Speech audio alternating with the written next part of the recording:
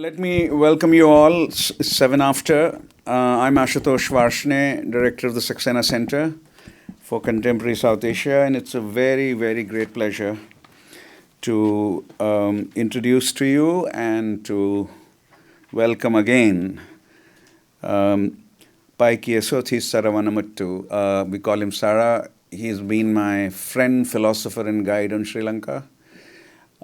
His institution, CPA, was my institutional home in Colombo and Sri Lanka for 10 years, from 2001 to 2011. I was there twice a year, roughly. And his team was my research team for the three cities that I was researching: Colombo, Kandy, and Negombo. And of course, I would take some time off and go off to Dambulla and watch cricket.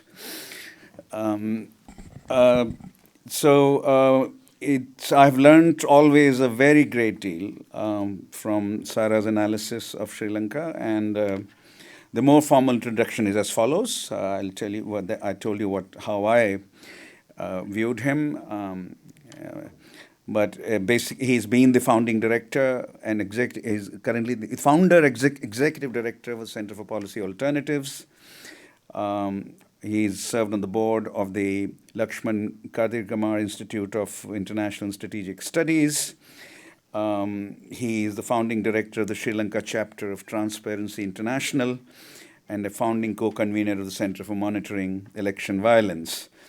Sara was educated at the London School of Economics, where he took his PhD in international relations.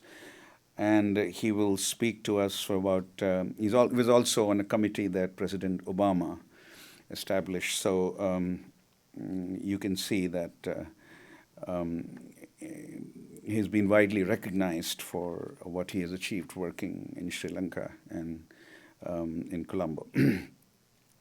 The topic is Sri Lanka in crisis, democratic government imperiled, with a question mark. And as a political scientist, I might say something about democracy in Sri Lanka first, before Sara takes over. It is not known beyond the circle of democracy theorists, generally not known. It's known in Sri Lanka, not even in India, that Sri Lanka was the first universal franchise democracy in what we call the Global South today. And that happened as early as 1931. India was next. India in 47, finally. Technically in 52, because that was the first general election with universal franchise, but approved, of course, earlier. Sri Lanka was the first universal franchise democracy of the Global South. Universal franchise began in the 19-teens in the world, in Britain, and the United States of America, whose democracy I've been studying of late in a comparative perspective, had universal a male franchise for a very brief period between 1870 and roughly 1876, after which blacks who were given the right to vote in 1870 via the 15th Constitutional Amendment increasingly lost the right to vote under the so-called Jim Crow regime in the American South. And America got universal franchise back only in 1965. Right? They kept losing, the black community kept losing its rights, and of course women didn't have the right to vote until the 19-teens and 1920s. Sri Lanka started with universal franchise. It is also generally argued, and let's see what Sara has to say about this, that majoritarian nationalism approved by the state also began in Sri Lanka, at least in South Asia. In South Asia, not elsewhere. Elsewhere it began, with the Sinhala-only policy of 1956. So from the perspective of political science, Sri Lanka has been a very interesting case to study, and of course also for conflict later. But democracy theory, democratic theory, in its various incarnations, has paid attention to Sri Lanka for the remarkable start it made. That the democracy of Sri Lanka is imperiled now, though with a question mark, is itself an important issue to study, analyze, and understand.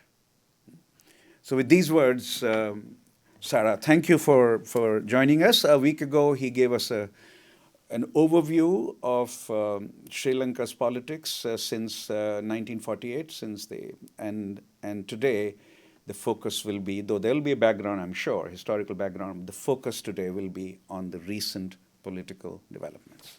Sarah.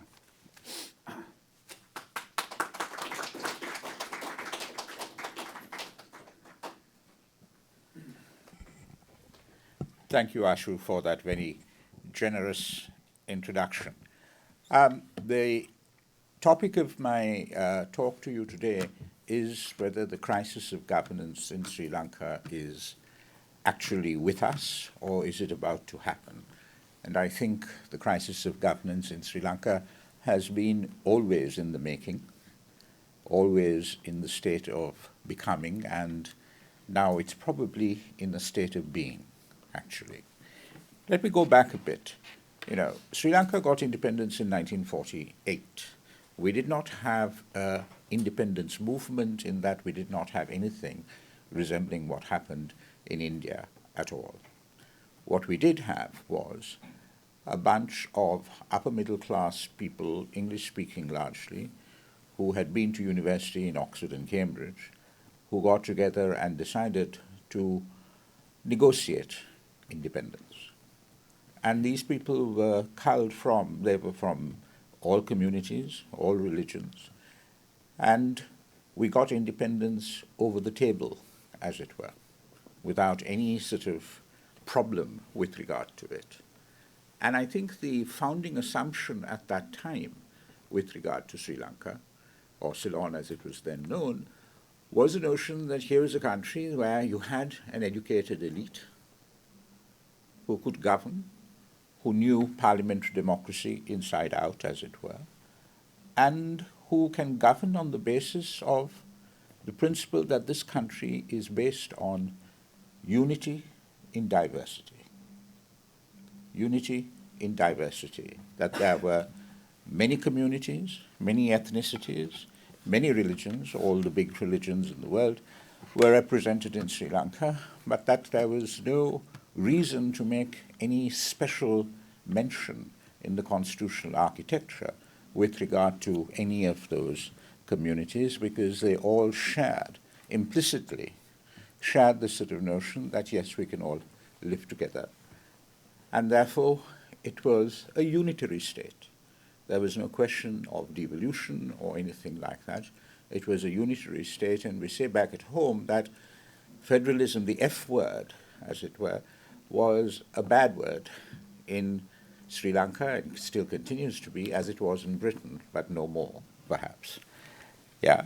So it was that kind of cozy relationship that survived until there was a problem, and that was that the founder, Prime Minister D.S. Naka, had to have a successor, and he chose his son over Mr. S.W.R. Bandaranaike, who was from the leading family in terms of the southern landowning class, and he was educated in Oxford and was a brilliant orator and all of that kind of thing.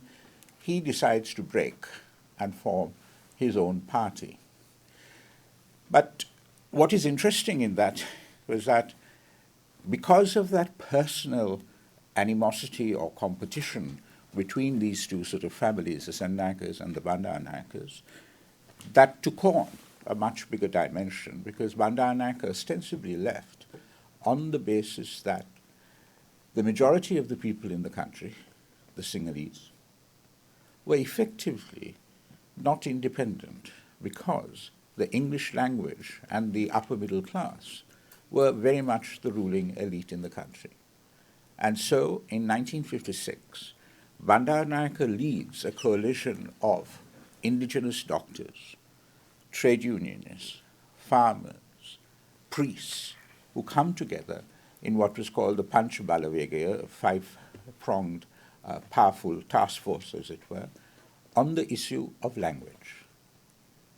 That Sinhala, the language of the majority community, should be made the official language of the country. Now, these were issues that came up in the past as well. In 1931, when we got universal franchise, yes, it came up in the State Council and all of that. But now we were independent. Our destiny was supposed to be in our own hands. And on this basis of Sinhala being the official language of the country, he swept to power in 1956. And in 1957, he then brought in the Sinhala-only policy, whereby Sinhala was to be the official language of the country. It's interesting, if you look at the sort of historical records of that period, you will find that after the first session of Parliament in 1956, crowds outside invaded the chamber. They sat in the Speaker's chair. They took the mace in their hands. This was the popular demonstration, as it were, that we now really have our sovereignty.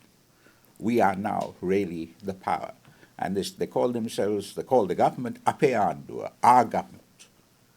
Contrast that with the Aragalaya, which only happened a couple of months ago, where they did storm the President's house, the Presidential Secretariat.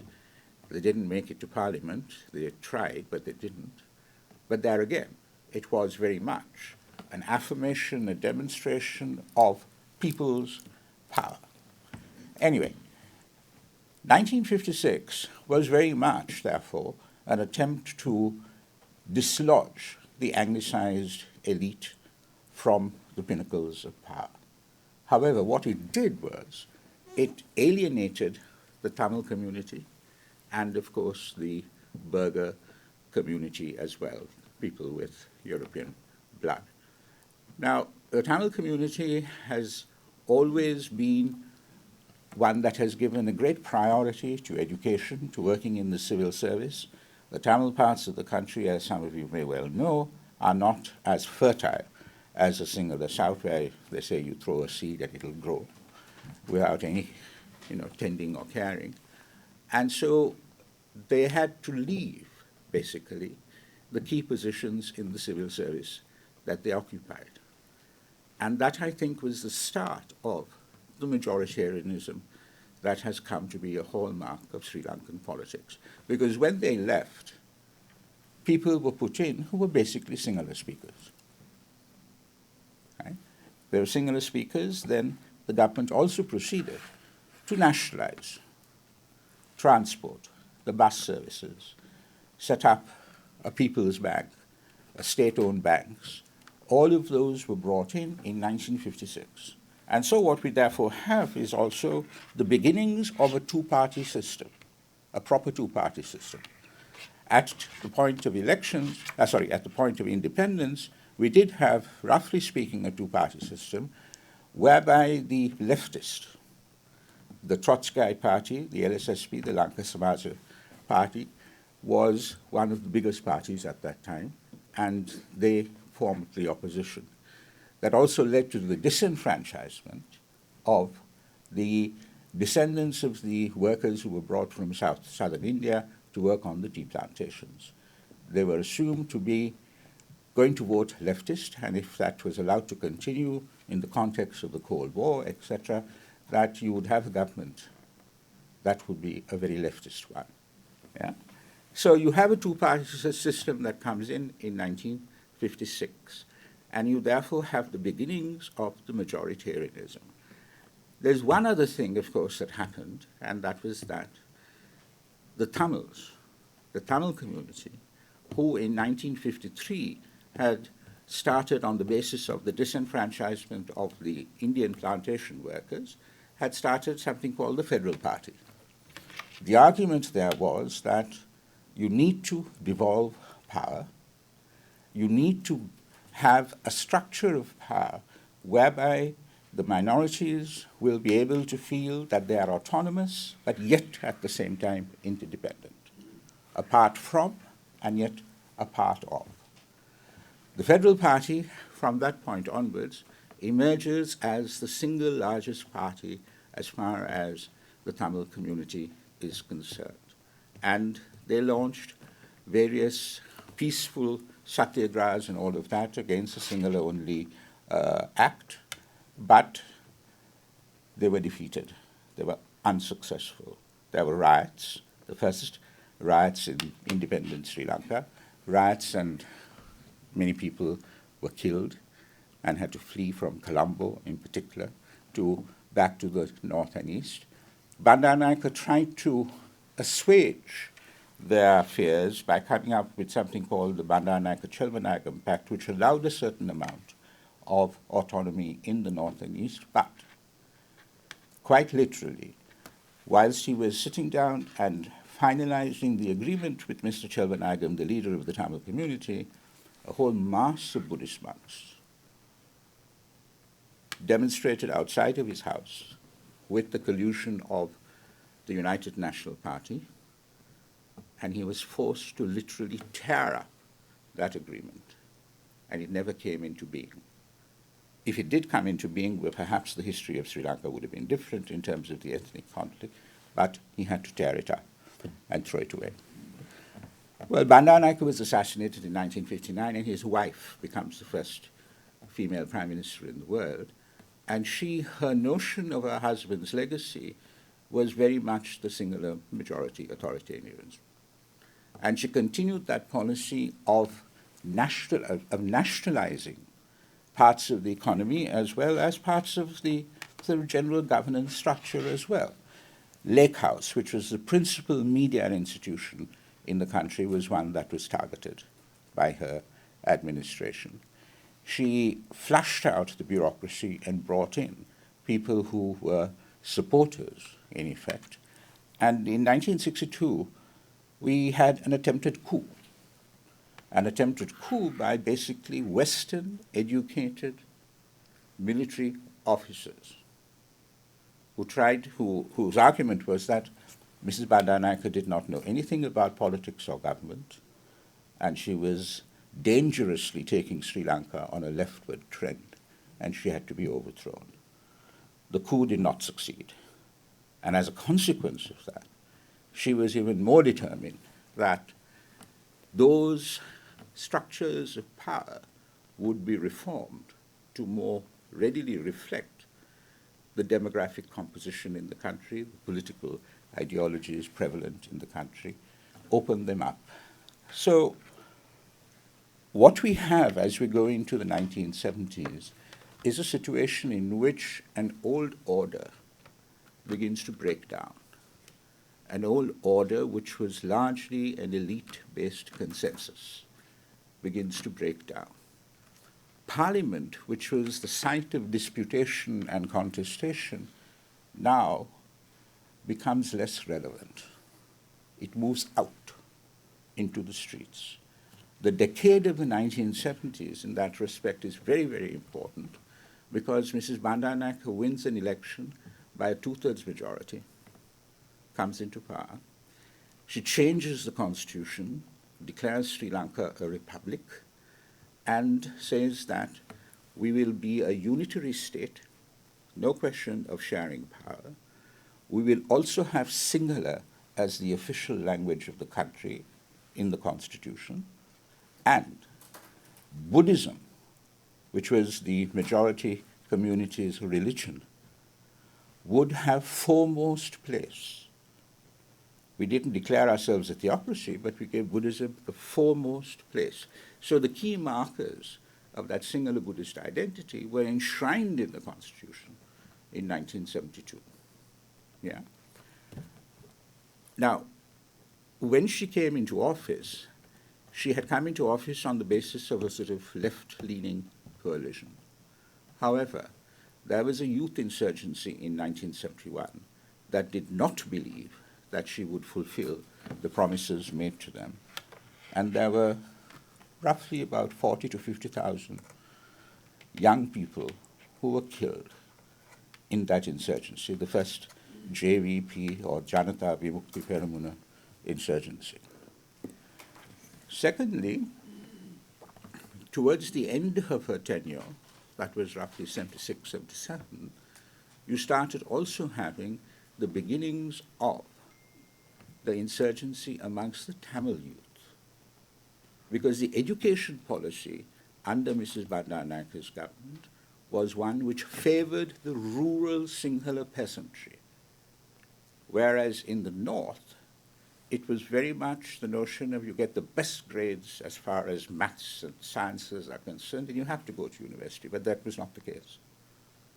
You were locked out. So by 1970... Sir, can you explain a bit what exactly was it about the admission policy? Yeah. How did it run? How did it exclude the merit, Yeah. the merit-based entry? So what it did was you got into university on the basis of points based on your exam results. But those points were weighted heavily in favor of the rural lot, as opposed to those from the north and east who were allowed to go, who were taken in on the basis of the results that they got in the exam. Yeah? So this was kind of empowering the majority community to basically become government clerks. That was what it was, because Sinhala was not a language that was spoken anywhere else in the world. If the government was going to be the biggest employer in the country, then Sinhala would be the passport to getting into government service. So effectively, it was a quota system, even though No, formally it was not. Yeah. Basically, points of the rural people were raised in order to get them into university. So Yeah. so it's not a formal quota system, but that's how. That's you how it manipulate points and you get in. Yeah, exactly. I have one question. What the language and Tamil community and they spoke? Sorry? What the What language language? Tamil community? Did they know any Sinhala? Not that Okay. much. It's obvious. So it was very much Tamil and English. And the ruling elite, from the civil service to the courts and everything, was conducted in English at that time. In fact, it still is, a fair amount of it. Yeah. So the Tamil community, the younger people who were effectively shut out of university, etc., took to the streets and took to arms. Their argument was that the federal party that was formed in 1953 was packed with lawyers, and again, of a certain class and status, etc. They had talked and talked unto death with governments, but had not succeeded in getting any relief. The only way, therefore, was through armed struggle. So by the 1970s, we had the first insurrection of youth in the South, as well as the beginnings of what became the 30-year civil war as far as the North and East is concerned. But in 1977, Mrs. Bandaranaike's government lost an election to the United National Party under Jayajewardene, who won with a 5/6 majority. Now, Jayajewardene, if anyone has had a personal impact on the politics and governance of Sri Lanka, it is he, because he decided, therefore, that the parliamentary democratic tradition that Sri Lanka had didn't work. Because every 5 years you could get in a government to come in and completely reverse what the previous government did. There was no continuity, there was no consistency, the environment for investment also was not there. So his argument was, we need to have an executive presidency. And an executive presidency would provide strong government to develop the country, as well as unite the country, because the executive president would be directly elected by the people. Yeah? He wouldn't have to answer to the whims and fancies of a fickle parliamentary majority. And he would, in effect, as he said at one time when he was asked, he said, the only thing I can't do as an executive president is to change the sex of an individual. And in effect, he was probably quite right in that respect. So in 1977, we changed our system of government completely from the sort of Westminster type orientation to an executive presidency. They've called it a goalist model, but it's not really even a goalist model. It is much more like the constitution that Ghana got, I think, in 1956 when it got independence, when Nkrumah became the leader of Ghana. It was completely tilted in favor of the center. He also did one other thing, and that was he changed the electoral system. We moved away from first past the post constituencies to an electoral unit of a district. Yeah? And as a consequence, the party secretaries got a tremendous amount of influence in terms of who went to parliament, because the lists weren't entirely closed. So even after the election, you would find that defeated candidates could actually get into parliament. Yeah? So you then also got with Jajawarna a complete change as far as the economic policy of the country was concerned. We were the first in that respect also to liberalize the economy in 1977. Now, the arguments that he brought up were that you needed a strong government for development, you needed a strong government for national unity, and therefore you needed the executive presidency. However,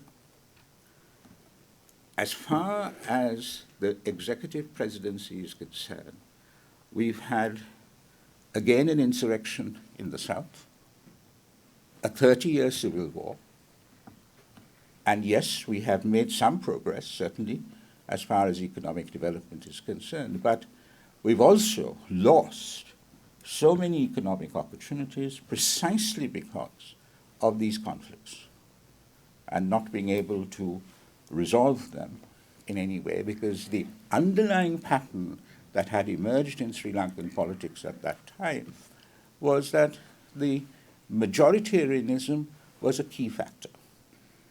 So that when you were in opposition, you opposed any government who was trying to make any settlement as far as that ethnic conflict was concerned. When you got into government and you tried to do something likewise, the other party would oppose.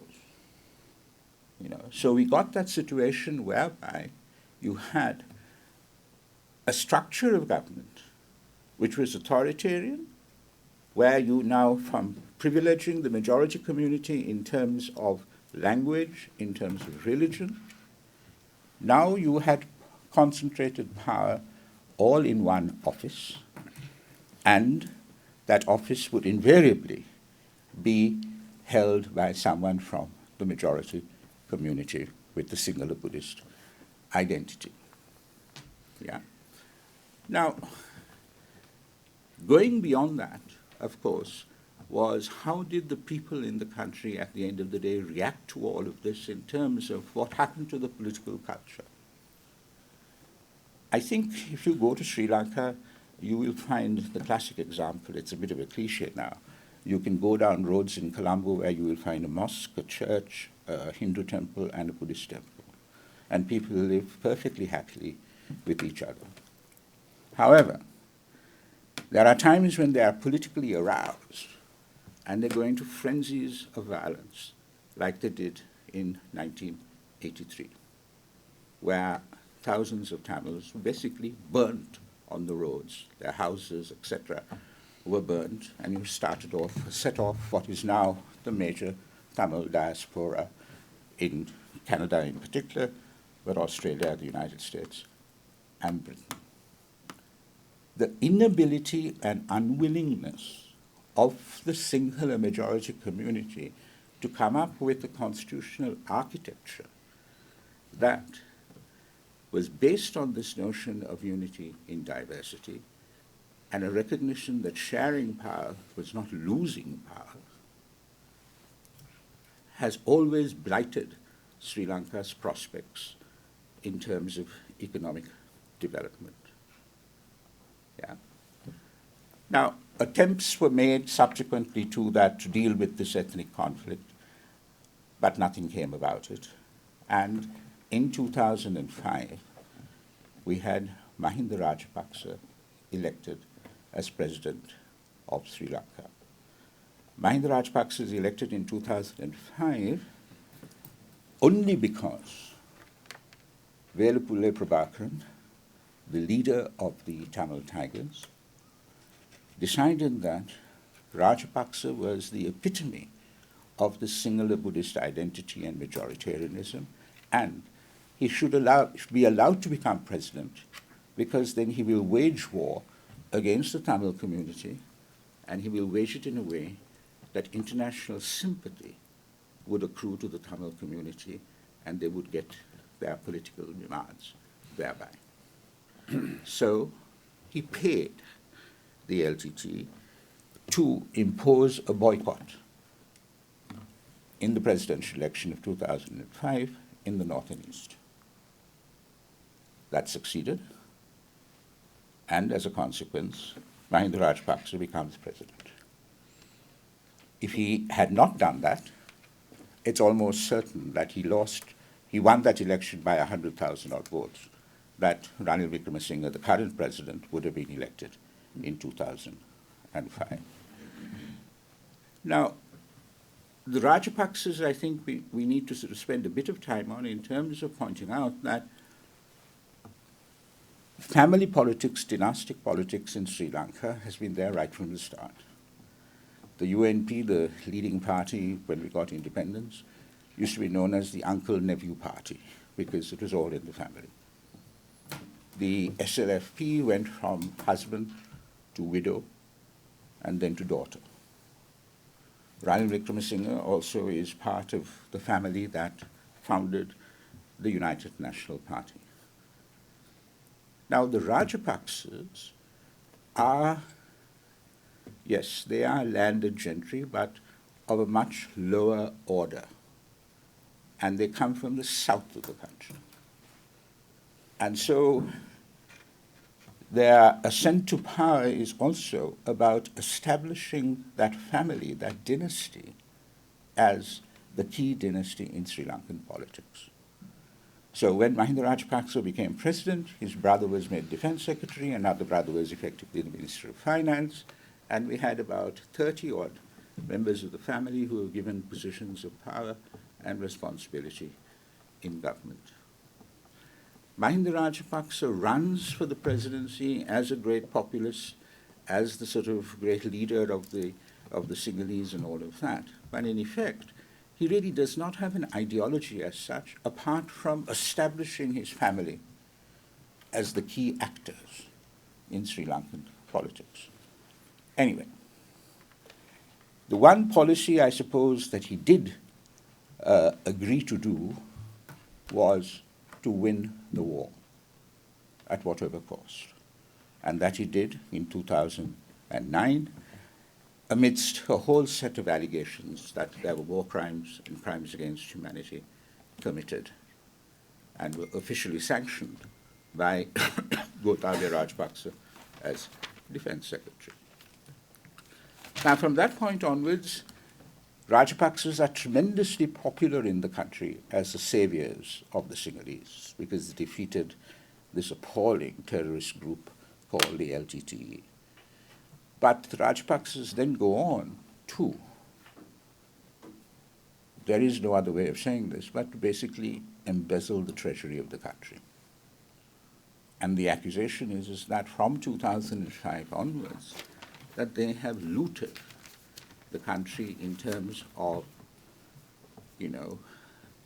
projects where they've got commissions, where money has been, budgets have been exaggerated in order to put money into the pockets of people. Basil Rajapaksa, who was the finance minister, Mahinda Rajapaksa's brother, was known as Mr. 10% in the country, So they built a lot of infrastructure, but they also did a lot of vanity projects in the area in the south from which they came from. And as a consequence of that, the whole point is that with the infrastructure and all of that, it needs to pay dividends to pay back the loans that you've taken to build it in the first place. There were no returns here as such. There were no returns as such, and as a consequence, apart from the migrant workers to the Middle East, the money that we got from tea and from tourism, we didn't really have any sources of income in Sri Lanka as a consequence. And because of the allegations of war crimes and crimes against humanity and all of that, the Rajapaksas then lent very heavily on China. Now, the Chinese are not Sri Lanka's biggest creditors. But what the Chinese are responsible for is lending, yes, a substantial amount to Sri Lanka, but without any transparency or any accountability. It's shrouded in opaqueness. So no one knows how much, who got what, and when and where kind of thing. So, as a consequence, we now have, after roughly from 2005 to 2019, with just an interregnum in between, that many years of Rajapaksa rule without any real benefits to the people at large. In the north and east, there was absolute unwillingness to come up with a political settlement of the conflict. As a consequence, the United Nations Human Rights Council, which is meeting at the present moment, started passing resolutions on Sri Lanka. The government's response was to come up with commission after commission promising various mechanisms of transitional justice, but never implementing them in full. At the present moment, we now have within the Office of the High Commission something called the Accountability Project, by which evidence and information with regard to war crimes has been collected and collated. In 2015, when the government was the government of Maithripala Sirisena and Ranil Wickremesinghe that defeated Mahinda Rajapaksa at the polls, they said the government of Sri Lanka will set up 4 mechanisms for transitional justice: an Office of Missing Persons, an Office of Reparations, a Truth and Justice Commission, as well as an accountability mechanism which would involve foreign judges and even prosecutors. That, of course, was a red flag to a bull as far as the domestic political equilibrium was concerned. And it still is. The government keeps insisting that it's outside of the constitution of the country. That's not the case at all. But nevertheless, accountability is now entirely shrouded now in impunity. As the High Commissioner said in her latest report on Sri Lanka, the key problem with regard to governance is impunity. And that impunity holds with regard to civil and political rights, but it also holds with regard to the financial dimension as well. As a consequence of the Rajapaksa rule in Sri Lanka, we don't have a single institution of government or governance that functions in the way that it was supposed to. Mahinda Rajapaksa and his brother more so than him, have put in members of the family as well as former army officers and serving officers into key positions of state, without any question of their capability to do the job at all. Yeah? So the Sri Lankan government had become a kind of Rajapaksa Incorporated, because there was no question of accountability for war crimes or financial crimes or anything like that. There has been a total degradation of the judiciary as well as the bureaucracy in general. Yeah. So how did we come to this crisis that we have at the present moment? I think it is very much of a crisis of governance, because you can get the technical expertise to resolve the economic question, but you have to have the political will, the leadership qualities, and the commitment to have transparent and accountable governance at the helm at the leadership level. At one level, the economic dimension of this crisis is something that has accumulated over the years. The Rajapaksas just contributed towards it in a very distinctive and extravagant manner that he brought it to a crescendo. From independence onwards, we have treated the polity, the citizenry of the country, not really as citizens, but as voters. Every party promises that they will give 10,000 jobs in the public service and 10,000 rupees more to those who are in the public service. As a consequence, you have about 1.5 million people who are on the public payroll for a population of 22 million. Then you have state-owned enterprises which are providing subsidies to everyone, but which are making losses of millions by the day. In addition to that, you don't have a proper tax system. I think there are only about 250,000 tax files in the country until this president, the last, Ranil Wickremesinghe, said that everyone over the years of 18 would have to have a tax file. Furthermore, as a consequence of the war, you have a huge military budget, which has burgeoned ever since the war ended to the point where it is even greater than the health, the allocation for health and for education. Yeah. So we basically became a Greece who risked becoming a Lebanon. And when Gotabaya Rajapaksa was elected president in 2019, he was elected president on a platform of, again, strong government, technocratic government.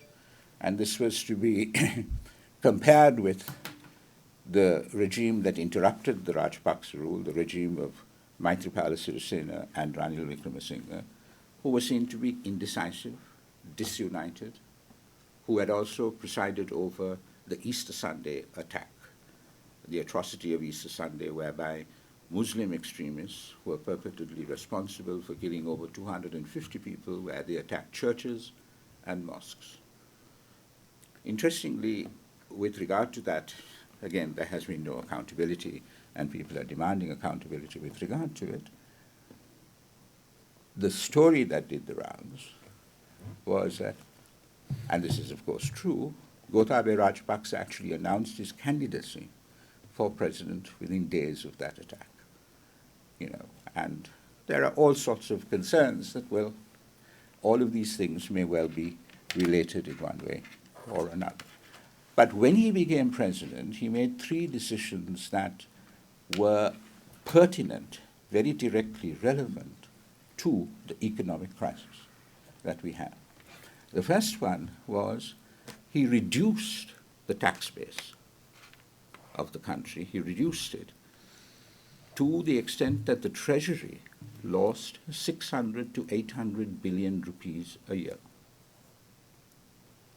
Secondly, he decided to go for organic fertilizer as far as agriculture was concerned. Now, going for organic fertilizer, of course, is not the issue, but what he said was he had to do it overnight. And I think the reason was not any kind of environmental concern or anything like that, but to try to save on foreign exchange. The third one was to adamantly refuse to go to the IMF when all the signs of the impending crisis were manifested. They did not go to the IMF. They insisted on paying our international creditors by digging into our foreign exchange reserves. And as a consequence, we ended up with not a single cent of foreign exchange to buy the basic essentials for daily life in Sri Lanka. We didn't have any dollars to spend on anything because all of it had gone to the international creditors. So what happens? The majority of the people in the country who voted for Gotabaya Rajapaksa by 6.9 million votes and then gave him a two-thirds majority in parliament recognize that what was promised in 2015 when the Rajapaksas were kicked out, accountability in terms of war crimes, in terms of finances, that issue still remained on the table. Something had been done with regard to war crimes, but nothing with regard to financial accountability. They came out. They came out in numbers, first in terms of basic in neighborhoods, but they came out in large numbers and forced Mahinda Rajapaksa from office and then Gotabaya Rajapaksa from office. They were entirely peaceful. There wasn't a single political head of this movement.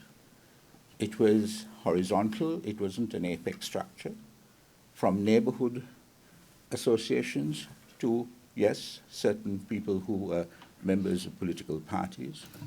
They all got together on this one single demand that the Rajapaksas had stolen and had to be got rid of, and that they had to return the money. Now, they succeeded in getting rid of Mahinda Rajapaksa as well as Gotabaya Rajapaksa.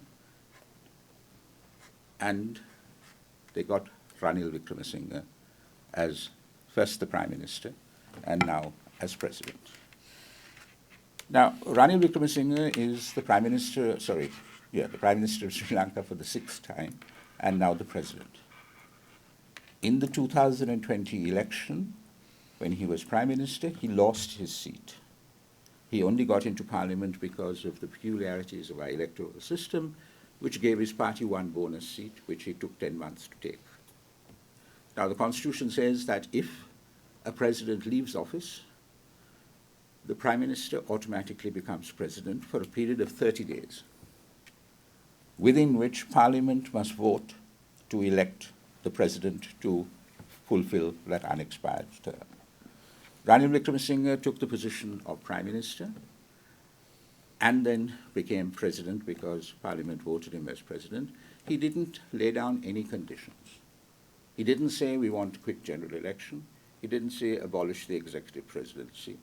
His argument was, look, the economy is in such dire straits that I'm taking the job to save the economy. If I don't do it, this country will totally collapse. Now, as I said, he was elected president by Parliament. He was elected president by Parliament. And that means that he was elected president by the majority of MPs from Gotabaya Rajapaksa's party. Therefore, he is seen as a proxy for the Rajapaksas, that he is totally beholden to them and he is, in effect, a captive of theirs. Now, he's now been president for somewhat 3 months or so. And on the economic side, we have managed to get the staff agreement with the IMF, but it can only be implemented once our international creditors all agree on how much they will take as a haircut with regard to the money we owe them. The problem there is, of course, China. China was never keen on us going to the IMF. They would rather lend us more money to be able to pay the interest on the previous loan. And they are in a position, therefore, to delay or even derail the whole IMF program. Yeah. So we've got the staff agreement. Now we are waiting for the International Creditors Conference, which we hope that Japan will convene, and let's see where we go from there. In the meantime, the situation on the ground has improved a bit because we have been given money, and particularly India has given us something like $4 billion to tide us over. Yeah. The main area, though, where the question of government and governance being imperiled comes into being is with regard to how he has dealt with the Aragalaya. Ranil Wickremesinghe's argument is that there is a good Aragalaya and a bad Aragalaya. The bad Aragalaya are the ones who want to use violence and they want to overthrow the state. He has used the armed forces to arrest over 3,000 of them. including using the Prevention of Terrorism Act, the draconian piece of legislation which Sri Lanka has promised that there will be an actual moratorium on its use, that it will not be used, but it has reneged on that. Yeah. Now, if you look at it from Ranil Wickremesinghe's point of view, he doesn't have any firm political allies because he has no members of parliament. So he has to reassure the SLPP majority that he is a strong man who will defend them, who will look after them. And also he wants to make sure that when the IMF conditions have to be implemented, and they are going to get worse before they get better in terms of the economic situation, that there will not be any disturbances that will prevent the IMF program from going through. So he's using this partly as a deterrent, partly as a punishment, in order to ensure that the next 2.5 years he'll be able to put the economy on some footing to a recovery and go to elections. Hopefully, as a consequence, there will be a political realignment, and he might well be able to get elected by the people as the president of the country. The question, therefore, what he faces is not a question of legality. It is a question of legitimacy. And that is something that he has to earn, and the only way I guess he can earn that is by saying that, look, okay, I am president for 2.5 years or whatever it is, but I'm really a caretaker president. I wasn't elected to the job. Okay? So, yes, I will try to put the economy right, but here is my timetable for elections. Here is my timetable for the abolition of the executive presidency. That he is not doing, but that I think is what he should do. Because by dividing the Aragalaya into the good Aragalaya and the bad Aragalaya, and saying that the good Aragalaya, yes, we'll give you spaces in the city of Colombo where you can go and demonstrate and all of that, does not make any sense at all. These are people who have now got energized, they're politically conscious. Yes, they need capacity building because they're not always necessarily politically aware of what has happened in the country. They have to decide whether they're going to join political parties or create political parties of their own. But what he is doing is dividing a population at a time when he needs to unite them. He needs to unite them. He needs to have a clear, cogent, coherent communication strategy that tells people why he is doing this, why they have to bear more burdens, where we are heading to. His political record on the question of communication leaves a lot to be desired.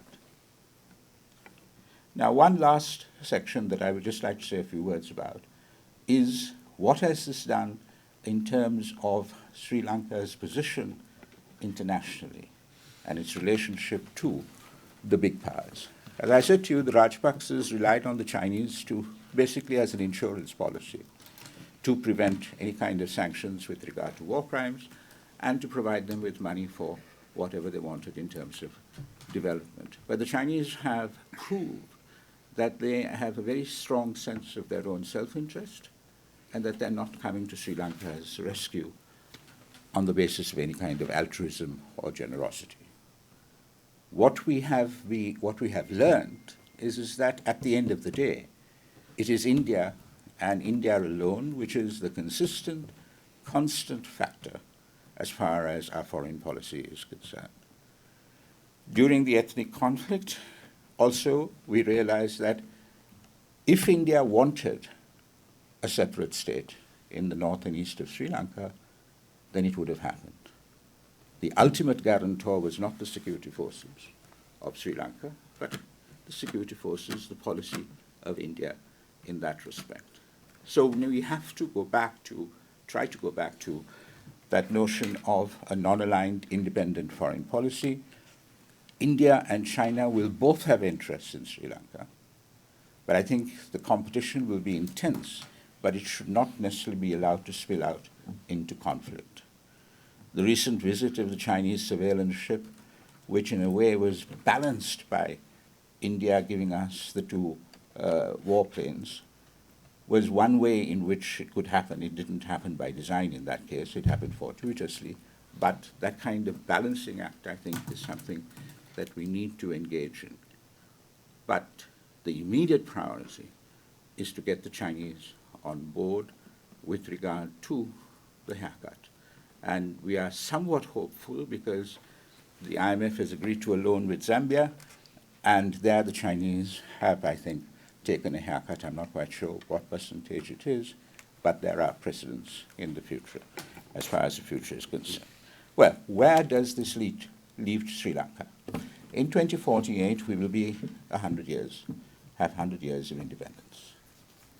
Sri Lanka at the present moment has, 22 million people, over 1,500 people in the public service, over 275,000 people in the armed forces. The population is aging, unlike the rest of South Asia. 52% of the population are female.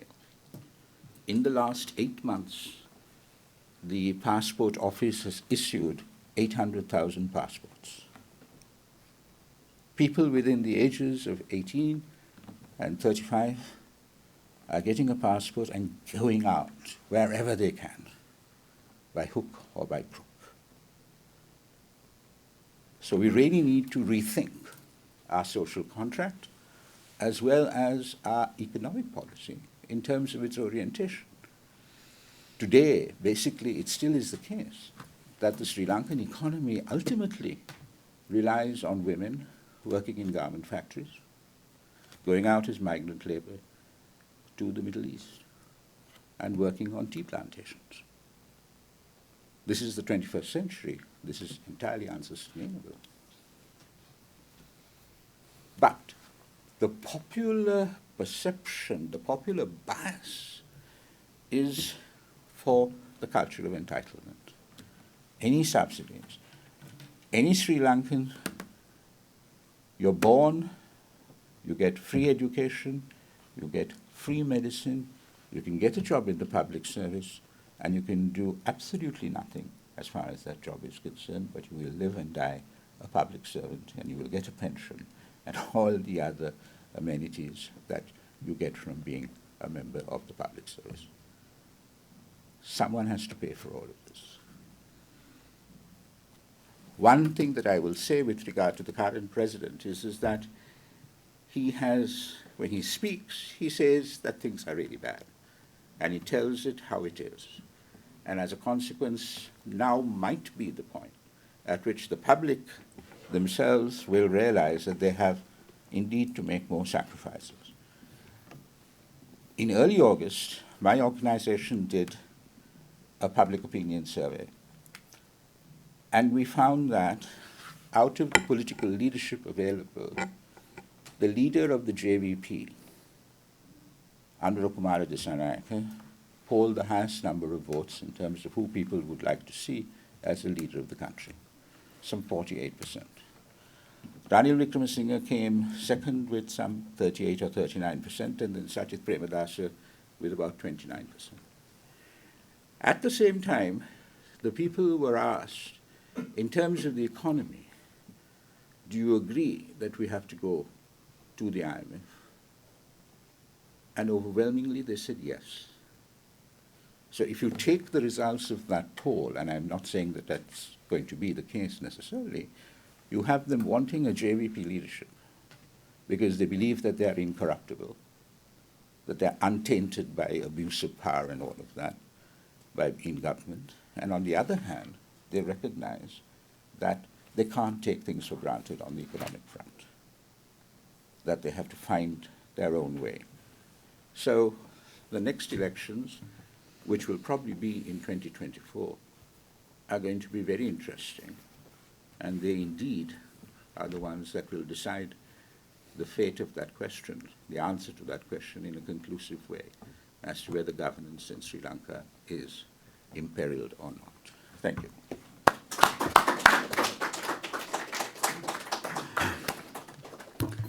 Thank you, Sarah. Let me propose the following format. I'll start with some questions, And then I'll turn to the audience, especially to our Sri Lankan students here, who would, I hope they'll ask questions. And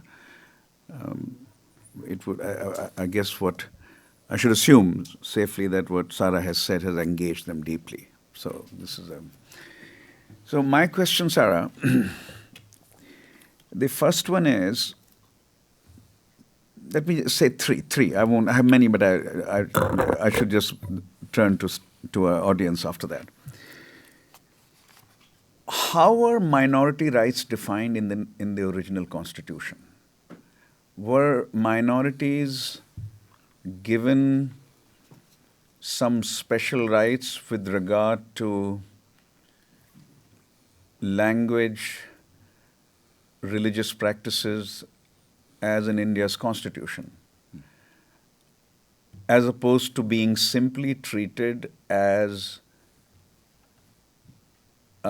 equal citizens with everyone having equal rights? So what I'm saying is that Muslims, Christians, Jews, Sikhs of India were given religious equality by the constitution, but their educational and cultural rights and religious practice were on top of that specially protected, including via state grants to their educational and cultural institutions. So Sikh colleges, Muslim colleges, etc., Christian colleges had a constitutionally protected status, right? And state grants could also come to them because they were minority institutions. So was the Tamil minority or the burghers were treated as like having the same rights as the Senegalese, or also special bundle of rights? This is question number one. Question number two is perhaps linked to this. So when India faced the problem of multiple languages, there was a political current which said, let's impose Hindi on everyone, which was spoken by 42% of India only, not a majority, a big plurality, of course. Huh? Ultimately, the solution emerged in the form of three-language formula. What was that? Students in the South, pupils in the South, will be taught in the government school system in their mother tongue. So it could be Tamil, Telugu, Malayalam, whatever. Two, they will learn English because that is one way to international language, language of mobility, and professional success would be enhanced or facilitated if you, given that India had been ruled for 200 years by the British. And most of judicial doctrines and medical texts, everything was in English, right? So, and third, they could learn Hindi. Because so much of what 42% of India says its first language is Hindi. This language formula was more or less nationally practiced. Some states said no, only two, English and our language, but generally accepted as the norm. So if you go to South India, the educated South Indian is certainly bilingual, but could be trilingual, educated, right? Now, so tell me about why a bilingual formula, learning both Tamil and Sinhalese, a bilingual formula could not emerge.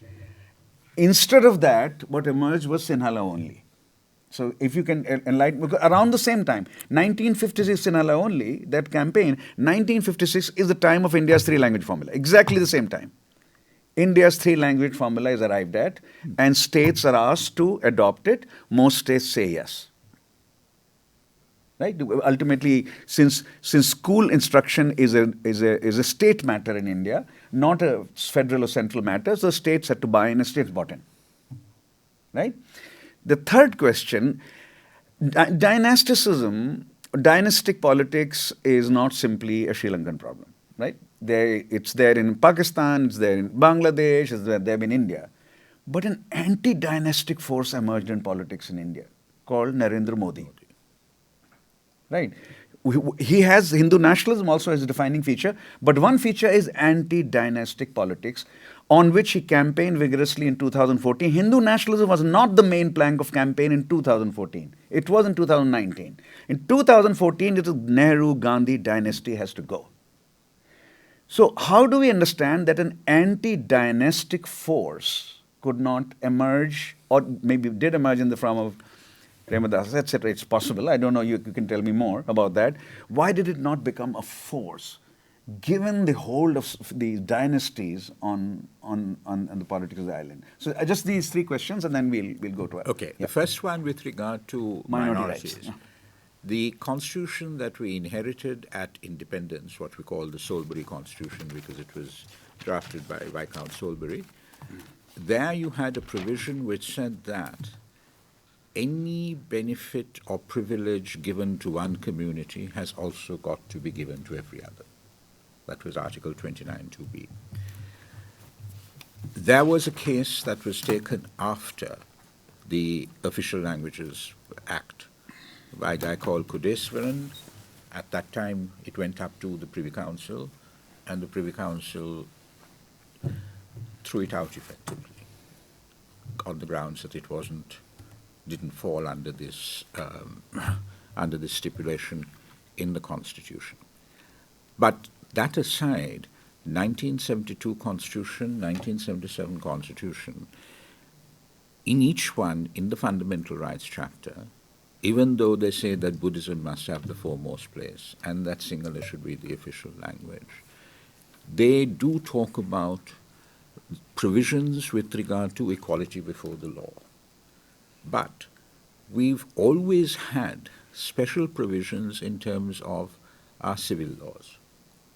So there is a particular section of the Tamil community which abides by the Thesavalame laws of inheritance with regard to land. There is the Kandyan Marriages Act. There is the Muslim community where they have the Muslim Marriage and Divorce Act, which is very special provisions which now the government says must go because they're deeply discriminatory to women, etc. But we had those laws which were observed, but over the years, and particularly in the Rajapaksa period, they were ignored. They were basically ignored. So minority religious practices were preserved. Yes.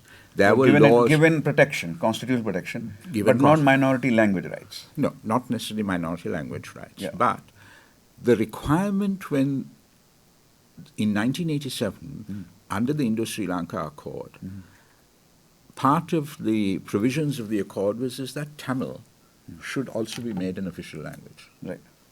So legislation was passed, and the English terminology goes is that Sinhala is the official language of the country. Tamil will also be an official language. So that sort of suggests that it has been given second place. But legislation, I mean, we know when we work in terms of local government and provincial government and all of that, legislation is not even translated into the Tamil language. You know, cadre in the police force, Colombo being the most cosmopolitan city in the country, if a Tamil person has an accident, he will probably be asked by a Sinhala policeman to take the statement. Now, the Sinhala policeman will want to take the statement in Sinhala or in very broken English. Likewise, a Tamil person would want to give the statement in Tamil or very broken English. So, what he is signing as a statement which will have validity in a court of law, he doesn't really know what the heck that means. So this takes us to the three-language formula idea. Why could the two-language formula not come up? Why couldn't the Sinhalese learn Tamil and the Tamil learn Sinhala? Yeah. Because there's absolutely no incentive for the Sinhalese to learn Tamil. They are 72% of the population. Whereas Tamils and Muslims, well, the Tamils fought against it, but grudgingly, they speak Sinhala now. They speak Sinhala. There is absolutely no incentive for a Sinhalese person to learn Tamil. They would rather learn English. Now, with regard to a trilingual policy in school, I mean, the point is this, is that you go to school and you learn in your mother tongue. So Sinhalese and Tamil children will not mix. They will be in two separate streams. So the segregation begins there. Absolute segregation begins there. So you have an educational policy which absolutely institutionalizes this discrimination between the majority and the minority. One argument that emerged both in Indonesia and India was that a language like English in India or language like Bahasa Indonesia in Indonesia, which was not the language of the majority community, the Javanese, etc., could be spoken by all, and it belongs to none and could be spoken by all. English has belonged to the British, but English could be that language through which the South could speak to the North. Right? Right. So English and Sri Lanka, we've met all the scholars of Sri Lanka who speak beautiful English, and literary scholars, also, literary scholars, anthropology, etc. So what was the argument against English? The argument against English was that the English would privilege those people who speak English at home and all of that, and therefore you would create what they said in the local Sinhala language, the sword. The people who spoke English and who were proficient in English would use it as a sword against those from the outside. And that was also part of the argument in the first JVP insurrection, that they were largely Sinhala-speaking youth, educated in the Sri Lankan universities, never been abroad or anything like that, but they were fighting against a political order that had largely been educated abroad. Now that's less the case because the political order is not the ones that have been educated abroad. But Jayajayawardena, and when he changed to the executive presidency, etc., he didn't touch the public education system. What he said was that you could have international schools as business concerns. International schools were schools that didn't come under the Ministry of Education. They could operate in the English language and they could do foreign exams, like the London A-levels, the baccalaureate and all of that. Now the international schools are a thriving concern because all the old elite who do not want to send their children to learn in Sinhala or Tamil are sending their children to the international schools. And so the international schools are now getting the sort of profile of the elite schools in Colombo. So they are the ones who are sending their children out, and the kids go out to the universities in the States, in the UK, and wherever else. So that's the way that they skirted around it, but that makes no sense because the vast majority of people in the country, the one thing that is, of course, helping with regard to language proficiency and not of a very high standard, of course, is social media. Most Sri Lankans will understand what you say to them in English, even though they are reluctant to speak it, because it's not a phonetic language and they will mispronounce it, and all of that will come into play. But so it's slowly becoming the case that they recognize that, look, you can't compete in a globalized world without having English. Yeah. Let me turn it around a little. I think if you, the way you put it, 72% of the country, if it spoke Sinhala, had absolutely no incentive to learn Tamil. One could say that India got lucky. Hindi speakers were only 42%. Yeah, okay, the numbers were different. If Hindi speakers had been 70%, perhaps the political logic would have been different, the same, as in Sri Lanka. 42% cannot be 72%. No, exactly. So you cannot really impose that, right? And you would like to, I mean, in our case, I mean, my third language was Sanskrit. I don't know why. My UP could have, in UP, growing up in UP, I could have been told to learn Tamil or Telugu, but I was, as a child, I never learned. My Sanskrit, third language is Sanskrit, which is unusable. I'm glad I learned those texts and Vedas, etc. Unusable. Huh? Anyway, so India got lucky. If the Sinhala community had been something like 60% or 55%, the political logic could have been different. Yes, absolutely. Right? Yeah. Okay, so dynasty. Fine. Why does a strong anti-dynastic form of politics does not emerge? Well, I think the reason for, I mean, it has now emerged. Let me start by saying that. It has now emerged in that the people in the Aragalaya have sort of come out and said no more family politics. This has ruined us because the Rajapaksas have brought it right down to the bottom. But I think it probably has taken quite some time because Sri Lanka is essentially, it's a small country, but it's a small feudalist, semi-feudal country. We've never had the kind of social revolution or upheaval in the entire country that has brought us together as one. The only time that Sri Lanka really acted as one in recent memory was in 1996, when we won the World Cup. No, I'm serious. I mean, I myself actually waved the Sri Lankan flag at that point. But we don't have that sort of sense of, we are one people and all of that. It's still very hierarchical in terms of the social mores, etc. And the people who have made it by hook or by crook, by the corruption and all of that, just replicate it. See, one more, but two more minutes maybe. So in the development literature, Sri Lanka was always compared to Kerala. You had very high literacy. You have, at this point, I think you are 98 or something, 90, right? Something like that. Yeah. Like Kerala, like West Europe and United States, that's the kind of literacy level you have. Your infant mortality rate, if I remember, last time I saw it was less than 10, which is also first world infant mortality rate, which means public health system is terrific. Your life expectancy at birth is probably 78, 79, something like that, which is once again first world. And Kerala has also these properties. Now, whether you read Shanta or you read Sen, etc., all of them pointed out there were lots, and Kerala also didn't have a huge private enterprise. They nationalized a lot. And so there were lots of similarities that were pointed out. Except it is argued that, you are arguing that Sri Lanka had a very entrenched hierarchy, whereas Kerala smashed hierarchy. The Brahmins were absolutely thrown out.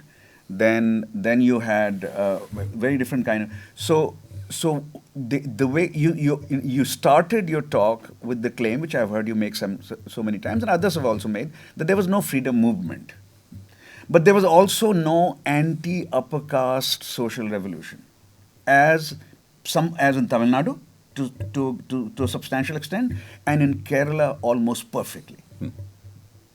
So the elite, the traditional elite, was dislodged from power. That did not happen in Sri Lanka, is your claim. Yeah. Despite high literacy, despite such remarkable human development indicators. Yes. Okay, let's turn to our students and our others in the audience. Who will start? Yes, could you also introduce yourself? I would like to get to know you. Yeah. My name is Luke. Yeah. I grew up in Colombo. Yeah. And I'm a sophomore now.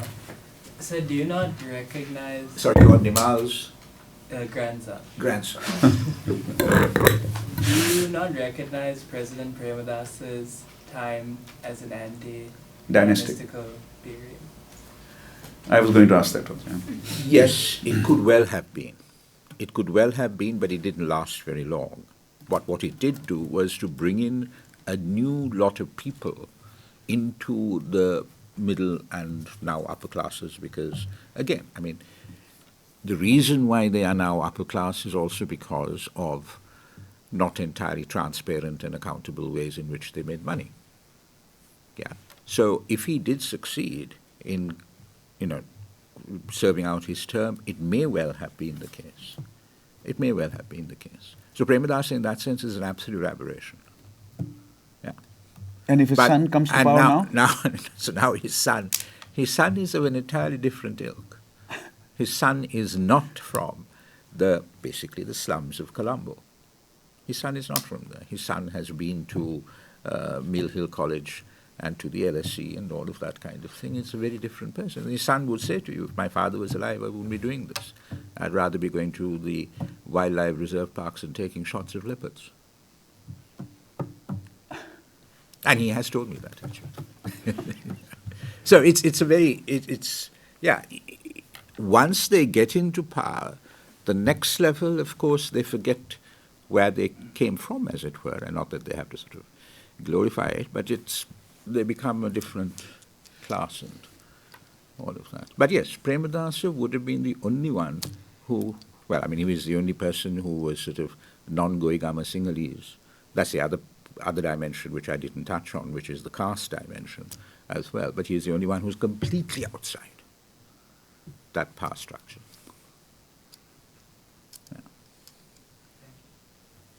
Yeah. Other questions? Yeah. A great talk. It's amazing, no slides the first time. I've known him for very long. He doesn't need slides. Everything is clear here. Yeah, I just don't want, I'm Bill Frank, I'm an alumni, and I'm a heart surgeon, recently retired. I'm interested in international affairs. And across the water, you are Singapore, right? Singapore has comparable demographic composition as Sri Lanka. But Singapore remained to be quite stable and prosperous since its independence. So what have they done right? Well, to begin with, Singapore is essentially an involuntary secession. They were kicked out of the Malaysian Federation. Lee Kuan Yew was supposed to have wept when that happened. Yes, he says that, I think. He says that in his... So that issue was solved right at the start. Second thing is that Singapore is a city-state. We privilege agriculture back at home. They have a larger population, right? Pardon? You have 22 million. Yeah. How many million? Singapore has... Singapore 6. 6 million. Not more than that. 5 or 6 million. Yeah, 5.6 actually. Yeah. And Well- no peasantry ever. No peasantry. No The- peasantry ever. Yeah. Foreigners are given the best jobs at one level. Yeah. And also the notion that, Singapore has also been very authoritarian. Correct. Very, very authoritarian. And that's a sort of untold part of the Singapore story. Oh no, fairly told. Huh? Fair. All right, okay. I mean, if you spit chewing gum, you can be in jail on the street. Opposition party, if they became very vocal, opposition politician put in jail. Yeah. All of that. Yeah. Can I ask one more question? Yeah. Your tale about your country is basically that democracy was hijacked by corrupt and incompetent majority of the people. So democracy is only as good as the voters, right? The character voters. So as long as you don't change your demographic composition, what could happen to your country? No, you're perfectly correct. I mean, you have 72% or whatever it is the population who are Sinhalese. But I don't for a moment believe that all 72% want to sort of lord it over the minorities. There are differences in that population as well. What we need actually is to change the electoral system whereby we get the single-member constituencies plus the proportional representation lists, and so that the final number in Parliament will be based on the proportion of votes that have been cast for you overall. In that way, you will get that accountability for the your personal member of Parliament who you can hold accountable for whatever problems you have, and also the wider accountability of it's a more representative Parliament as well. But you mentioned the executive power is tremendous. No, that has to go. There is no question about that. And with regard to the executive power going, it has always been the case. The Constitution says it has to be got rid of in Parliament by a two-thirds majority and a referendum in the country at large. Okay? The issue of a referendum in the country at large has never been in question. The assumption has always been that the people will vote to get rid of it. The problem has always been the Parliament. And the problem has been the Parliament because the executive presidents have created ministries of various shapes and sizes and forms for all of the people who are elected to parliament from their party. You know, and so there was a time where you had only 3 members on the government benches who weren't ministers of any type. You see, so this is another thing that Rajapaksa did, is that the idea of the legislature being the deliberative body and the executive being the one that implements policy, he totally destroyed that by saying that we will give every member of parliament, I think it was 5 million rupees, to spend in their constituencies. So they are making deals and all of that, rather than focusing on the whole question of debating policy. Yeah. The point you were raising about Singapore, I'll come back to it. I won't hear other people, so I'll come back to it. There's also an interesting Malaysia question. Malaysia-Sri Lanka comparison Is much better. Donald Horowitz has a very famous paper on that. I'll come back to it if there are no other questions. Yes, go ahead. Hi, my name is Tehara. I grew up in Colombo. You started your talk by speaking of this educated elite who went to schools like Oxford and Cambridge right at the beginning, and it was this educated elite that joined politics in Sri Lanka right at the beginning. We look at parliament today, and it is clear that majority of parliament right now lacks even a basic education. My question is twofold. How much do you think education plays a role in coming up with successful policies or good governance? And 2, do you think that there should be certain educational requirements or basic credentials in order to enter politics?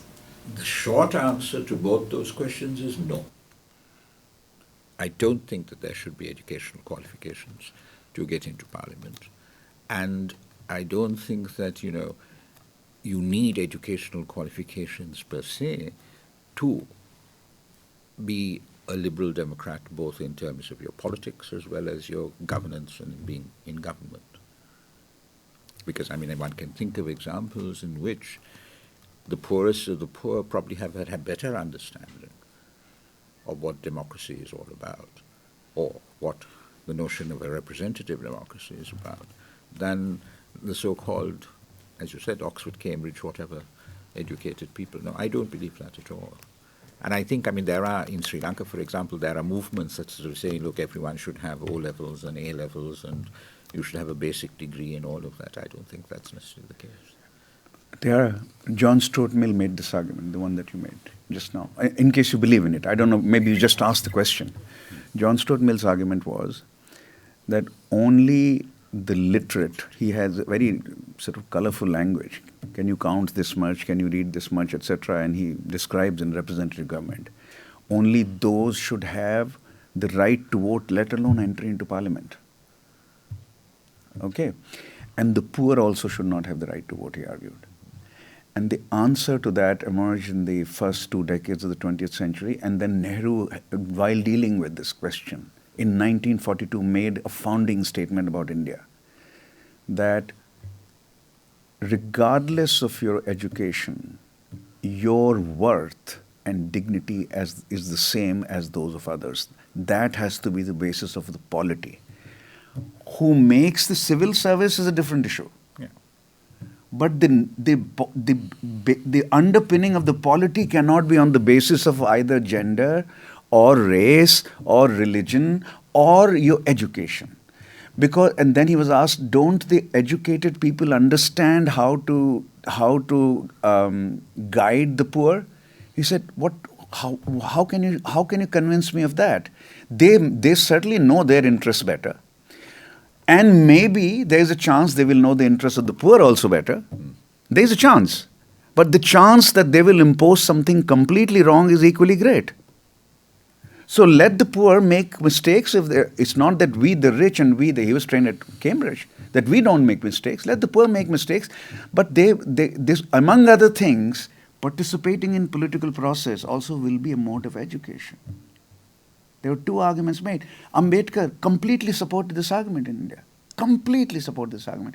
And he added one more thing, that the Dalits are not educated because they didn't want to be educated. They were not educated, they were denied education. So he said, if you made education the basis for the polity, then he said it's a double punishment.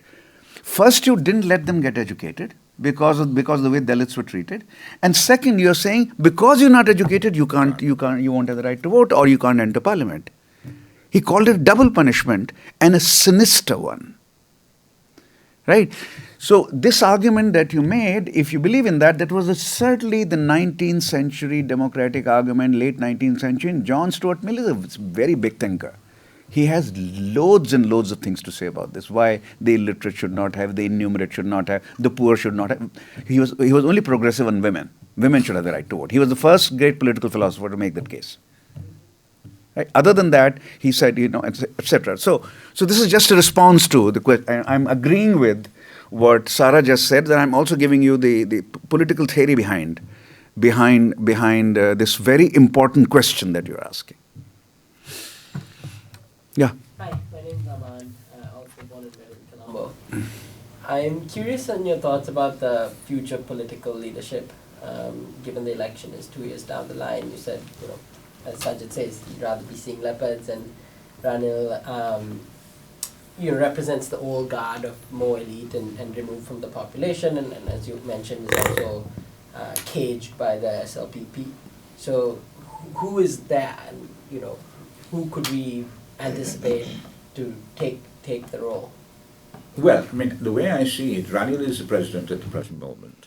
The SLPP majority, two-thirds majority almost in parliament, is breaking up into various factions. Now, those factions, at least 2 or 3 of them, would not want to see Ranil succeed in the way that Ranil would like to succeed. And Ranil would not want them to be able to form as one cohesive group, because he hopes that he can cannibalize them and build up the UNP, take the younger people from the SLPP.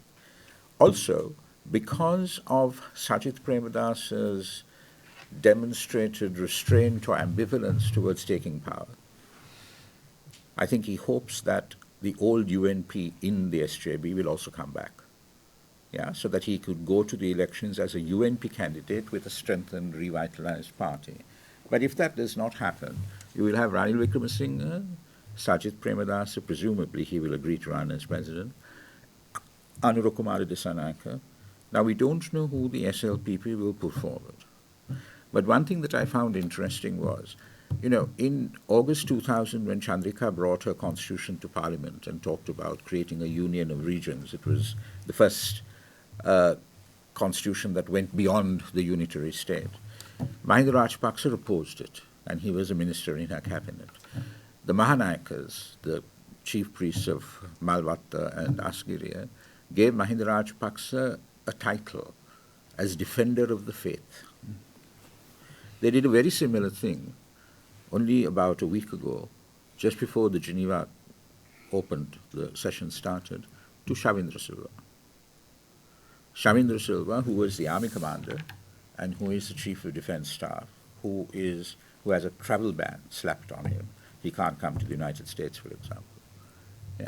So they might run someone like that, and they might again run on the card of communalism. Because at the end of the day, Gotabaya got his legitimacy from those in robes and those in uniform. Those in uniform, I don't think it's going to work anymore, because they would have then used force against the Aragalaya on the 9th of May and all of that, but they desisted. So it's going to be very interesting, because, Sajid Premadasa and Ranil Wickremesinghe will probably be vying for the same vote. So that gives Anurukumara Dissanayake a possible lead in that sense. But I doubt whether he will win 50 plus 1%. So he might push the election to a second round. And when it comes to the second round, then only the top 2 are left. Top 2 are left. And you have to win 50% plus 1, right? That's the basic principle, and several polities have that. So. Yeah. It's not. It can't be by plurality. No. It has to be 50 majority. plus one, yeah. What does an AKD presidency look like to you? What presidency? Andhra Kumara Dissanayake, the JVP. Well, the JVP has come a long way from 1988-89. Right? They served in government in 2004. They have very sort of atavistic, primordial notions with regard to the economy. And that's the big problem here. I don't think they are fully agreeable that the IMF is not the same IMF of the 1970s and 80s, you know, and they have absolutely, they won't budge on the question of the unitary state and devolution. I mean, I have, in my conversations with them, I have told these guys, look, you know, if you support devolution, you can go and contest an election in Jaffna and win because everything else that you stand for will be supported in Jaffna. And the argument there was, I mean, I told him this, and I also said, look, you have to come out and make a public apology, at least, for the horrific things that you did in 88, 89. And the answer is, we can't betray our comrades who gave their lives for these things. So, I mean, there you are. So Anura Kumara, I mean, he is making the right sounds with regard to transparency and accountability and all of that, but on the economy, I'm really not convinced that he has got it right. No.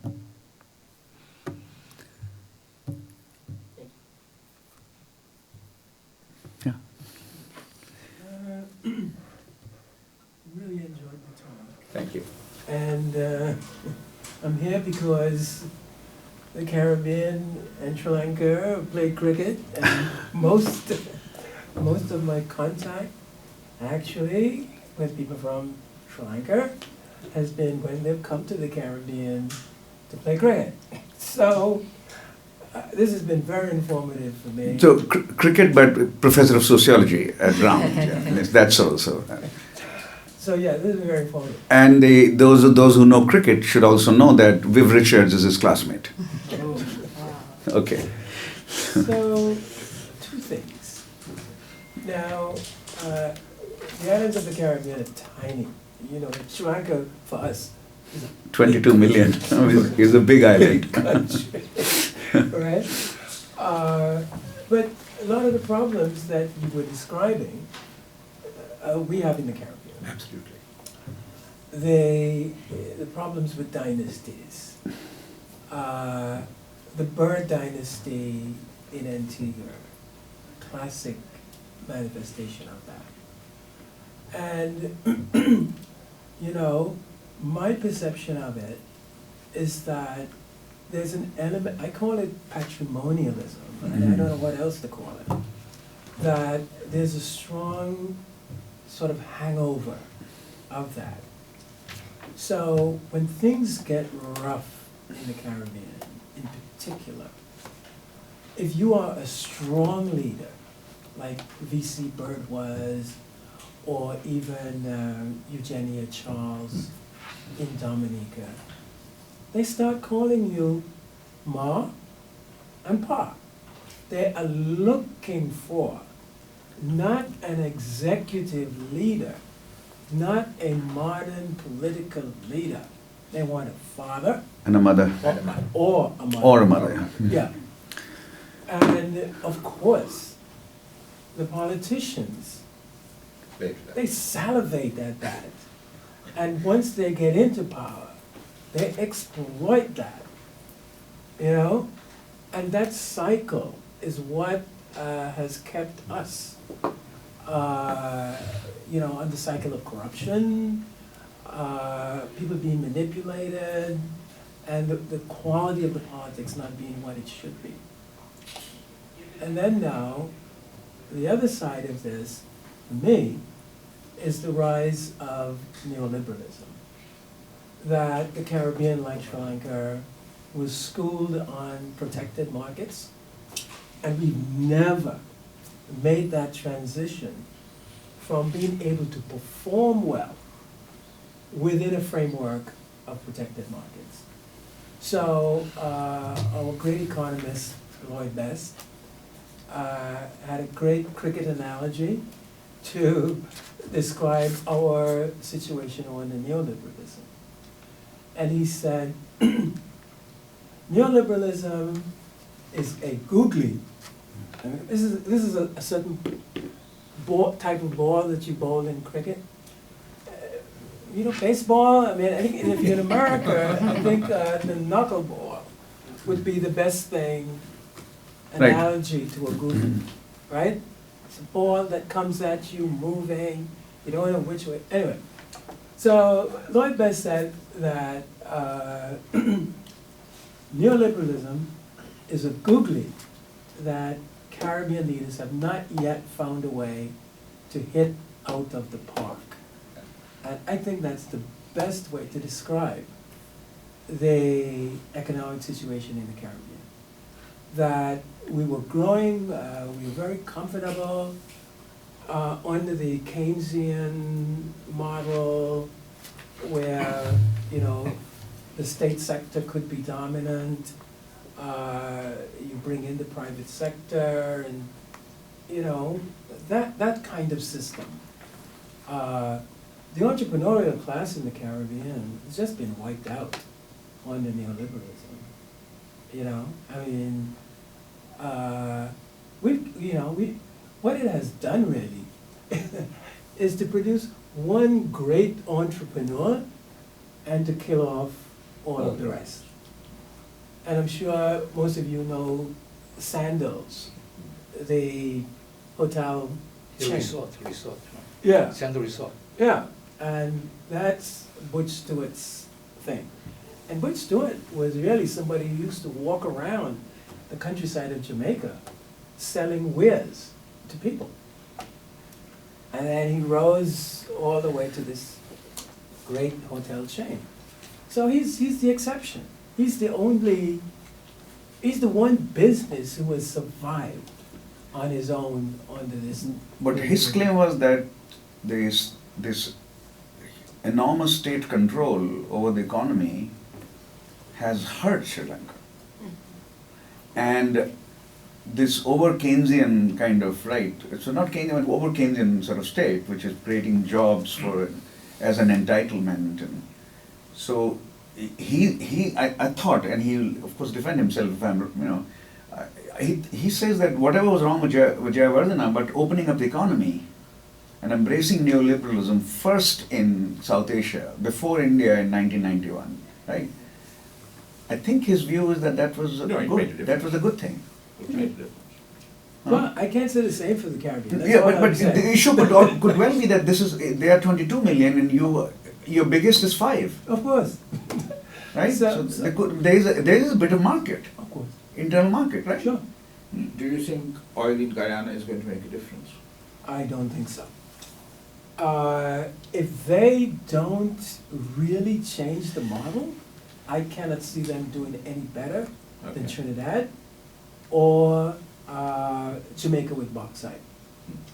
That I thought that they were going to negotiate in a very different way with the Chinese. Now, I've been saying to these guys, look at how the Chinese organize foreign investment. They have forced, you know, the Europeans and the Americans to partner with them. We should be demanding that that is the way in which we want to do foreign investment with the Chinese. You know this works better. Can I, the Caribbean Sri Lanka comparison, there's one important thing here which, let's see how you come out on that.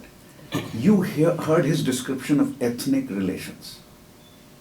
That the Sinhala Tamil relationship began to really sour badly in 1956-57 and has been souring ever since. There is no great redemption there, right? Caribbean is also multi-ethnic. Can you say something about how ethnic relationships have been handled? Oh, I mean, we have serious conflict. Yeah. Between Hindus and Christians, and also Hindus and Muslims, right? That. But no civil war ever. Huh? No civil war. No, but it gets pretty nasty. It in gets the sense nasty. And they that- have fled. Huh? And they have fled. I think the Guyanese Indians are all in New York now. Oh, but no. That to me is the failure to respond to neoliberalism. It's not really the The ethnic- internal fighting. The internal fighting always remain on the symbolic level. You know, come election time, they'll put up an effigy of the Indian, you know, somebody like Capilio or somebody who's, you know, and they would hang you in effigy, and the same goes, you know, that kind of stuff. Right, yeah, I But suppose. it never really got down to that nitty-gritty kind of fighting that yet. And I think the main reason for that is the economy was always expanding. And whoever was in power made sure that, yeah, my people got most of the jobs, but I'm not gonna take it all. And so, I mean, Eric Williams, right? Look at the number of Hindus and Muslims that were integral parts of his government. But then, you know, so it's been a civil fight. And I think that the fighting, right, has everything to do with the amount of expansion in the economy and how that expansion is distributed. The things were worse in Guyana because Guyana just did not have the kind of resources to distribute that Trinidad had. But now with oil, Yeah. we will see. But Paget, as Shanta Devarajan here a week ago was explaining, even during civil war, Sri Lankan economy grew No, wow. quite substantially. So it was expanding. Despite economic expansion, Come to the it kept running Caribbean and into tell us trouble. how you did that. Yeah. We would want to know. Well, I guess one of the principal reasons is that Prabhakaran didn't have missiles to fire on Colombo. Say that again? Prabhakaran did not have missiles to fire on Colombo. Oh, So it was a relatively isolated theatre of war, except for the acts of terrorism that happened, which was assassinations. Or the attack on the Yeah, Sri yeah. Lankan Airlines and the attack So- on your stock market. No, so Huh? the attack on Sri Lankan Airlines that happened, and immediately the growth figures dropped. We went to below zero. Aha. So you're saying the theater of conflict was geographically limited, so the economy could grow. Yeah. That's the argument. And the attacks on Kandy Temple of Truth or the stock market or Sri Lanka, these are episodic, basically episodic. Yes. Had they been sustained in Colombo, Then it would have been a Sri Lankan economy would have plummeted. Absolutely. I see. No, That is the argument. Okay. Yeah. You know, but Yeah. Go ahead, I'm Benny. curious about your stock market. Does it really deliver, you know, for companies? See, in the Caribbean, I mean, we shouldn't even call it the stock market. Sometimes 6 companies will trade in a day, you know? I mean, and they're all family companies. Well, have you heard of a system of working the stock market which is called pump and dump? No. Say more. Uh, Say more. You go for companies that are very low in terms of their stock prices, etc., and then you start buying up. The moment they hit a particular price, you dump them and you make your profits. And this was something that was done by, well, probably about 5, 6 people, really. Okay, about how many companies are on your stock market? I don't know. Any idea how many companies? I honestly don't know what the figure is. I mean, It's not a huge amount, but I mean, you can already count on your hands the number of people in our stock market. Also, once again, the 22 million may matter here, Yeah. as opposed to Of course. 3 or 5. But Yeah, maybe, it may of matter. course. Yeah. Now, of course, you can say Singapore is only 5.6, but Singapore's per capita income today is $69,000, is higher than the United States, and 1.5 times that of Britain, its former colonial master. So $69,000 per capita multiplied by 6.9 gives you a rather impressive market, Not only that, but it's and you also- can do quite a lot with it, right? Yeah, Mm. Singapore's also been a financial center. Oh yes, oh, yes. yeah, yeah. yeah. 295 companies. Huh? 295. 295 companies in the stock market of Colombo. Stock market. Oh, okay. Not 6. Yeah. I know in the Caribbean it's probably on. It's on. Yeah. You know. So it's not a dynamic thing. You know, not at all. And so it's done because the neoliberal policies demanded it, right? Even in the Eastern Caribbean, Little Antigua, we got a stock market. You know, I mean, Eastern Caribbean, together, it's like 1 million people.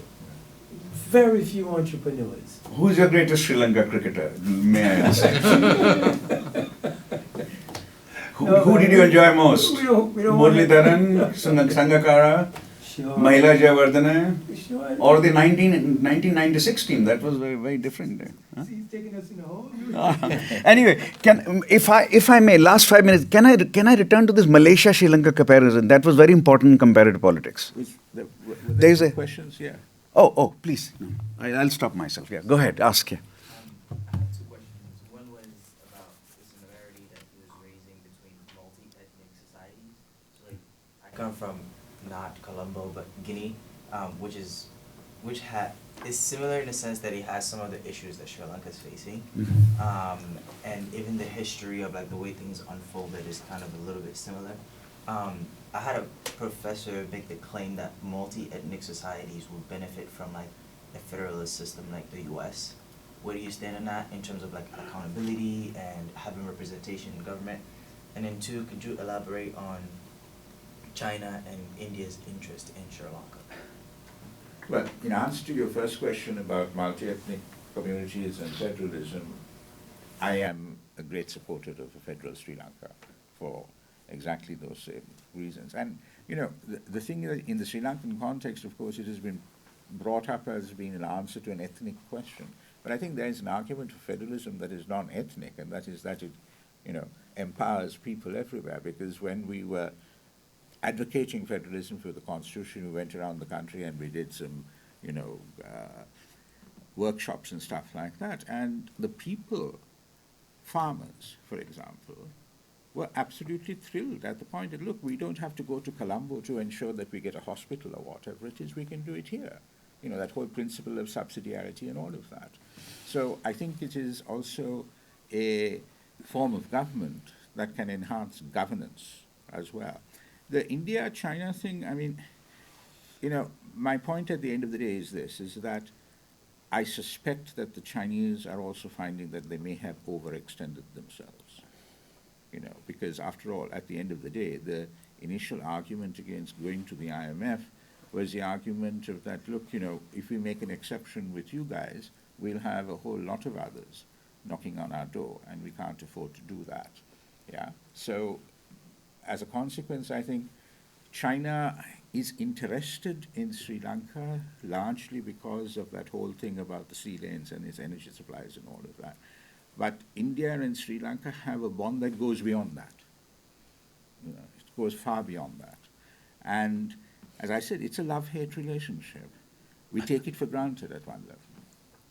We know that at the end of the day, the Indians will come to our rescue in one way or another, although most recently the Indian government has said no more cash for you guys, you know, until you implement the IMF program. But I think that too is part of the pressure that India and the US are putting through the IMF to call the Chinese to book. You know, that is also playing.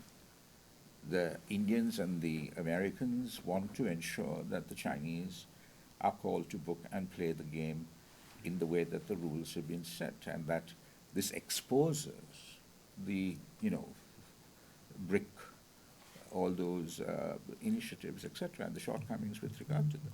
Yeah. Tehara is the last question.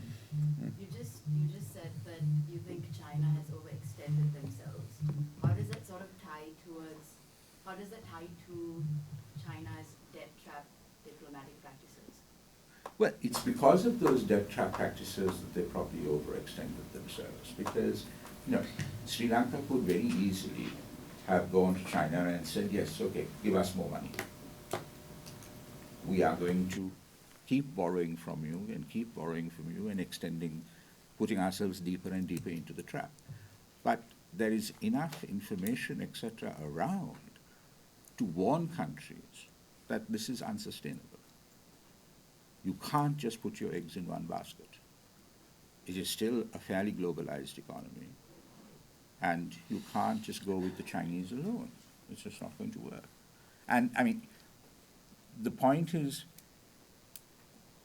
China really in a position to be the United States of America in 1948? I don't think so, not yet. Not yet, certainly. Certainly not. Certainly not. You know, so The per capita income is still 12,500, yeah. and it's number 2 in size, Hmm. but not number 2 in per capita income. And per capita income is probably 38th or 40th, or maybe 30th, something like that. Per capita income is not in the top 30. Size-wise it is. And United States in 1948, both in per capita income and size, was number 1. That's a very different economic ball game then that you can play, right? So it's so Sarah, you're right. I think these numbers would suggest the validity of what you're saying. Okay, so it's time for an applause for a great talk, as always.